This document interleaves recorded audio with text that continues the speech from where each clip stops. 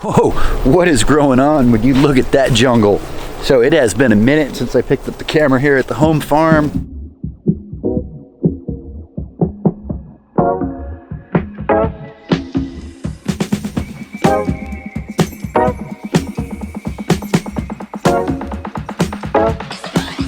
Obviously going into summertime, so we're not doing any type of veg production in here.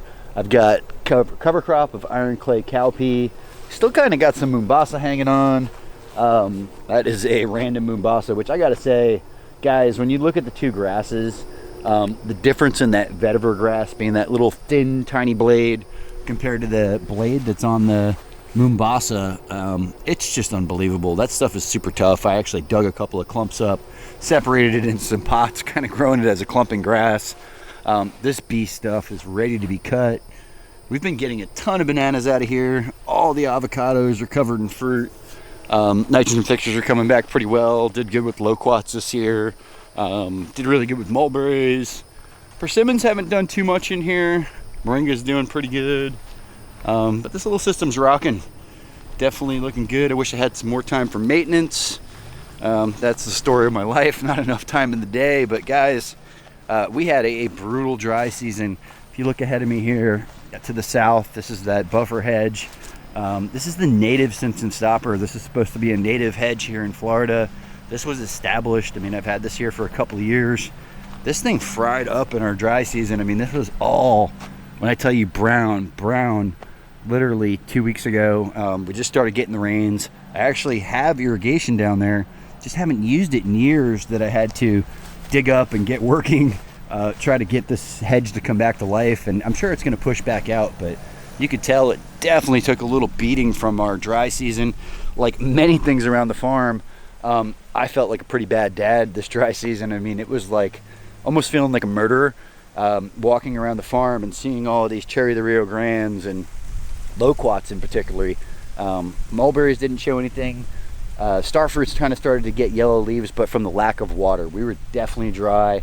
In some areas I would love, I mean, there's only, when I look into an area of the food forest and we talk about a half an acre section, there's probably only 8 to 10 trees in there that really need water. The rest is surviving, but I'd love to be able to have that little extra water to give to them. As I'm talking to you guys, I'm looking behind the camera and noticing some big racks. The moringa, the leucaena, the interlobium in here is all doing really good. I just got a rack out of here the other day. I feel like it's almost every other week I'm getting a rack between this area and the other area. That rack is really close. If it doesn't have a rack, that one we missed. That one's coming on.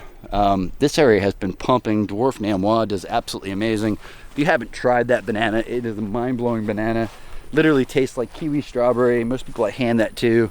Even good gardener friends. I actually just gave one to this morning. My friend Derek that helped us at the nursery. He's like, dude, what was that banana you gave me earlier? That was the best banana I ever had in my life. They are life-changing. So, and with that being said, guys, the new nursery is open. I try to bring bananas, japoticabas, some kind of fruit when it was mulberries, when it was loquats in season, up on the weekends for people to taste. So if you're in the area, I'm usually there on a Saturday. Stop by, try a banana, try a japoticaba. Just putting it out there. Suriname cherry is doing really good. Another big rack of Namois coming on. And this is a combination, I'm sure, of actually running irrigation out here for the veg. Obviously no irrigation right now. Cover crop in here now. And once we take this up, I mean, I don't know what we're going to do long term. That really just depends. Another fat rack. If this will be veg again next year, another rack over there. This is Rack City, guys. It's definitely been pumping in this area. I just harvested one maybe, I don't know, 3 weeks ago on this outer edge. There's another nice rack. And then maybe 2 days ago, I guess about a week ago, we whipped down the market garden. And about 2 days ago, came out here and I put some iron clay cowpea down and we're getting ready to cover crop it and put it to sleep. So that looks terrible right now. Definitely a beat and tired veggie garden. Nick has moved on to Crystal River, kind of doing his own thing. Not sure if we're going to veggie garden next year. Stay tuned. I don't know what we'll do with this. Might turn it into a food forest. Haven't made up my mind, so kind of torn on that one. But what's really impressive in this area, well, a couple more racks, crazy Mombasa, but the bamboo. That bamboo over there is 3 years old. That is the Textilis gracilis. Once it hits this edge of the tree, we have some of that Alphonse Carr, which I believe 2 years old. And then right as we switch to the end, that's like when Nick was here, we planted that Alphonse car. That's like a year and a half now old. At the end, that graceful year and a half old. So that stuff just grows like gangbusters. Once again, beat up hedge coming back. You would think native would survive the drought down here, guys, but it is just harsh, and that just goes to show you. So I said, you know, things are getting harsher, conditions are getting harder. My whole idea of completely thrive on neglect, I mean, has changed a little bit. You know, there are areas I wish I had some irrigation for dry season, that would have given us that extra production, that would have kept things going along a little more. Like in years past, I've talked about low quats reverting, although this was the best low quat year ever probably for us. Really abundant, really good. We had a pretty wet winter, just a really harsh spring, but you can kind of see that Simpson stopper took a beating. Once again, this was completely brown. You have no irrigation. I use no fertilizer. Obviously, we used to run chickens through here. This is just native grass. None of this was planted. None of this was seeded. Most of this is bahia, and it's just pretty amazing to watch it go from beat brown to green in 24 hours. Sometimes it just gets greener and greener. It seems like every time we have a lightning storm, it just gets even a deeper shade of green. But guys, as I was flying that drone over, I'm sure a few of you with the good eye noticed all of the dead oak trees. I think that drought took out a couple trees. I had a couple of trees that were actually dead before the drought. That one was dead before the drought. I have some new ones that started to die. You know, this is just, it's, you know, having time to clean it up, cut it down. With the new nursery, guys, I'm spread a little bit thin, so there's not a lot of that. There's not a lot of me, not a lot of time for anything. But one of these days I'll get the guys over here, we'll drop 4 or 5 trees, we'll cut them up, put them in the burn pile, and dispose of them. But this is another 2-year-old Alphonse car hedge. This variety, in particularly yellow cane, green stripes, I find really does well in the shade. You know, this is another one. Once these get more mature, I could come through here, dig every other one out, you know, cut them up, propagate them, and turn one into 50, turn one into 100, just depending on the variety. The poor nursery girls, I feel so bad. You know, when it gets dry like this, the armadillos, if you're in Florida, you know what I'm talking about. You know the struggle is real. Those guys are not native here. They are invasive. They are brutal. They are looking for moisture. They are looking for water. They're looking for worms. They are tearing up our nurseries. We really had to pick and choose what we were going to put up on pallets, what we were going to get off the ground to protect from the armadillos, and what we're going to just say screw it. And if they get to it, they get to it. Obviously, you choose your more valuable plants. So a lot of my Japodicabas, you'll notice in these areas, this isn't just for a nematode reason. We don't have a nematode problem with Japodicabas. That was originally why you see a lot of stuff, and the other side of the farm is up off the ground for nematodes, but this is really just because the armadillos are brutal. So plastic pallets have been impossible to get. Luckily, I got them when I got them. But we've been lifting a lot of the nurseries. Now that we're getting into the rain, I don't think they'll be in the pots as much, but we'll see. Going into an area that's overgrown, guys. I don't have any time to ride the mower. Not something I like to do. I don't like being a grass hole around here, as you know, but it has to be done from time to time, and you know, cutting it definitely helps to maintain it, control the seed flow. Another really nice Japodicaba nursery over here. Guys, we got you a ton of B-roll, ton of drone footage as I was kind of getting started here, so I hope you guys enjoy all that overhead stuff. But here's another giant dead water oak. Add it to my list of jobs. Being on land like this is absolutely amazing, and I wouldn't give it up for anything, but people don't realize this is like maintaining a state forest, like literally maintaining a forest when you have hundreds of oak trees. You get a windstorm, you got a mess. You get a hurricane, you got a real mess. You know, what I'm doing on the weekends if I have spare time is riding the mower, riding the tractor, running around with the chainsaw. It doesn't stop. I love it, but yeah, it's nonstop around here. Keeps me busy. Over here in this area, we're basically starting to move a lot of our material to the new property. I'm moving a lot of that new nursery stock over there. We're starting a lot of small stuff here. I'm trying to start a lot more grafting material here It is harsh conditions out there. I am not going out there right now. Another pallet zone because we have to protect from the armadillos. And you'll see, or you'll catch, you know, you'll see these bricks along the fence, and I'm trying to stop all their entry points. They really can't get through the fence. They have to dig under it. So constantly fighting the armadillos here. That has been a fun one. But ooh, what do you know about the red lantern Jacotacaba? This is a rare one. Stay tuned. Working on growing it out. Over here behind this nursery, we planted the graceful bamboo. I guess coming up on 2 years now too. This area, I think, gets a little overflow water from the drip on the plants, so it's growing a little bit faster. Growing really good in the shade too. Very impressive. Black weed mat on the fence has worked great for the neighbor's dogs. Where I don't have it has been the only problem. It is that time of year.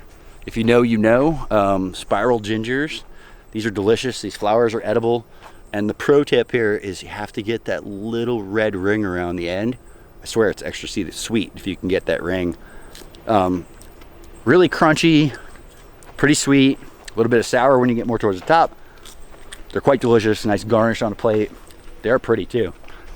Something else you probably noticed on those dead trees, this is a giant live oak. And a real bummer because this one is kind of threatening the house. The pool cage was pruned before we moved in, and I don't know if it just started flagging like that during our dry season or what, but that is another tree I have to keep an eye on and tend to sooner than later. This is actually one of our carambolas that did get really pissed off. It's just starting to push back out in the last couple of days. You can see some new pushes on there, but it almost defoliated from the drought we had. It got really, really mad. And guys, this is just going to be a brief over of the property. I don't have time to really walk around today and do everything. Just wanted to kind of show you guys what things looked like. We had a super mild winter, a wet winter, a really brutal dry season. So this year, if you lived in my area of Florida, you could grow mangoes reliably. You could be growing jackfruits. Like, we literally didn't have a cold night. Florida weather is crazy. Everybody thinks you can grow coconuts all year long, this and that, anywhere in Florida, but no, we get frost, we get freeze, typically speaking. This last year would make you think you're in South Florida, though. It was pretty unbelievable. Over here behind me, kind of working our way into the online store. Guys, we are still super busy.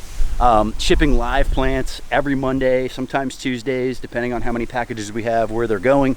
Always trying to get that stuff out to the West Coast a little earlier so it's there by Friday. I think we finally got shipping rates a little better dialed in. There was a huge hike there, as most people know. UPS raised prices on everything, so things kind of changed a little bit, but we're getting really good at this, I think. Girls are really good. You know, they got the packing down, we've got the growing down, we've got the soil mix down, and we've got the certain plants that we're growing that we've just gotten pretty good at. So obviously lots of mulberries and cherry de Rio Grande and Suriname cherries and figs, and sweet almonds are really popular, elderberry, peanut butter fruit. I do have a legit garlic vine, which has been kind of popular. That's pretty good. That would be like a that's your garlic alternative, you know, if you're living in Florida and you really don't want to, or you can't really grow bulbing garlic, which you can. There is a will, there's a way. I've heard of some people doing it. I haven't tried it yet, but I know it is possible. Oh, figs with figs on them. Lots of firebush. And we got some new peppers over here. This nursery is beat up, guys. This is my original nursery. It is time for a new weed mat. It's probably time for a revamp on the irrigation. Need to recover the greenhouse. I'd be lying if I said this place hasn't been gotten neglected a little bit the last 6 months, or the whole property in general, just with everything that's been going on, opening up the new store, having the new retail location opened up. So we've been spread thin. Whoa, so technical difficulty number 7. I don't even know, I lost count. I should point out, and I forgot to say earlier, I don't know if you guys noticed, had it in the back of the first shot. I use this thing to completely get around the farm all the time. This hay bike has been awesome. I use the VeloWave all the time. Every time we go camping, every time we go to the city, these things come with me. Golf carts are always broken. There's always something wrong with something. You know how it is, story of my life. I'm constantly jumping on this thing. I usually have a crate actually strapped on the back. I actually have so much fun with it, I'm thinking about just leaving it at the other property because I'm short on golf carts there too. It's just something, I mean, when you're on 7 acres, you're testing irrigation, you're grabbing this, you're running for that.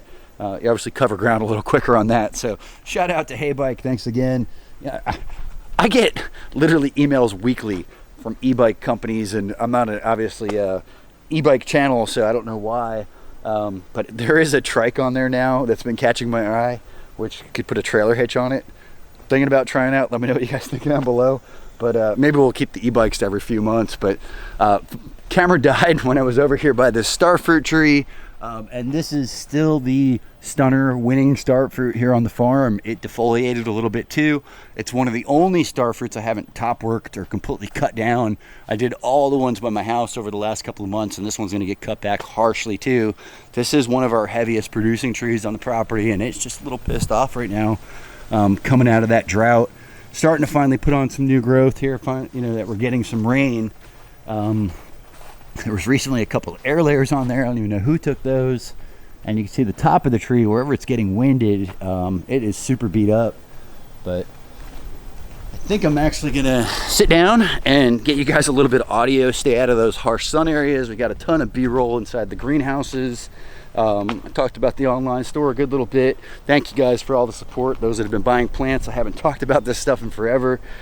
We have a steady flow of plants that go out of here on a weekly basis, and gotten really good with the Japoticabas, and like I said, some of the other stuff we've been doing. And something I want to start doing here going forward is shipping actually fruiting trees. We're working towards getting 25-gallon trees that are in a size where we could keep it on a pallet and actually ship it to somebody's door with fruit on it. So stay tuned. I have 1 or 2 of those that are probably going up on the website here towards the end of summer, and I hope to have a couple available again before Christmas, and more going forward. But lots of cool plans and ideas in the works with the Japoticabas. I hope you guys enjoyed this follow-up video on the nursery, on the online store, a little bit on the Centropic. I really need more in-depth tours. I plan on doing more videos directly about plants again, like how this whole thing started off in the beginning, guys. I think I'm just gonna start from ground zero and work my way back up again. So I hope you guys enjoyed this video. Gonna work on getting you some more content. Most importantly, it's 2024. Start a food forest, pound some dirt. Don't be a grasshole.